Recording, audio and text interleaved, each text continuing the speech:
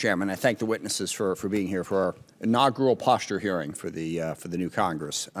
We have a lot of work to do in terms of looking at the budget, looking at our national security threats, and I think the chairman did a pretty good job of laying out what the concerns are in the North and Southcom region. Obviously, Homeland Defense is at the top of the list, and then organized crime that is involved in human trafficking and drug trafficking, and then the malign influence of China, Russia, and to some degree Iran in the region.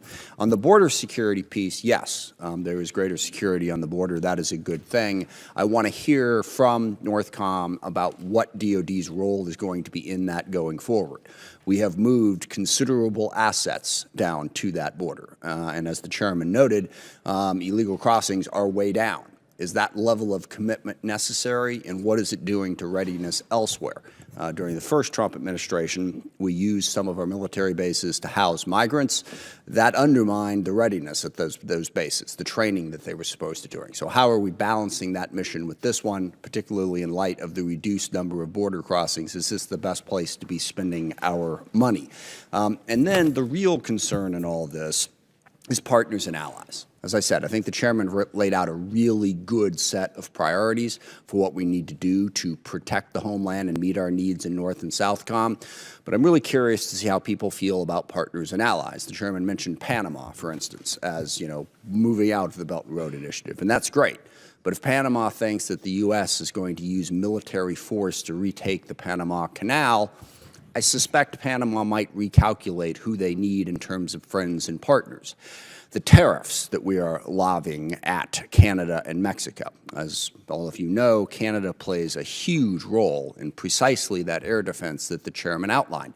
They are an integral partner. Without them, we could not have the situational awareness over our airspace that we have. If we continue to treat them as a hostile nation, if we continue to talk about annexing them, basically violating their sovereignty, what is Canada going to do? Are they going to maintain that partnership? In addition to that, the Department of Defense, a lot of the equipment that we need to build is done in partnership with Canada. We get a lot of parts for a lot of critical munitions and equipment that we make. We're actually going to drive the prices of that up. Now, nobody, apparently except for President Trump, knows exactly what he's going to announce tomorrow.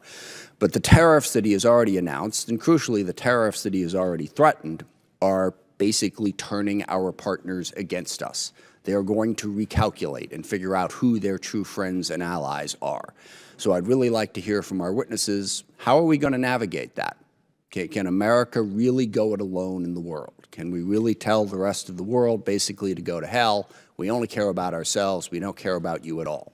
What are the consequences going to be for our national security if we take that incredibly selfish approach? And if we basically tell the rest of the world that we've decided that we are no longer the leader of the free world, we are no longer here to help protect ideas, we are in it for ourselves, period, full stop, and that is all we are going to do. I think the consequences of that are going to be devastating to the national security of this country. So I look forward to this conversation to figure out how we can better navigate all of those challenges. And I thank the chairman for the time. I yield back. Thank the ranking member.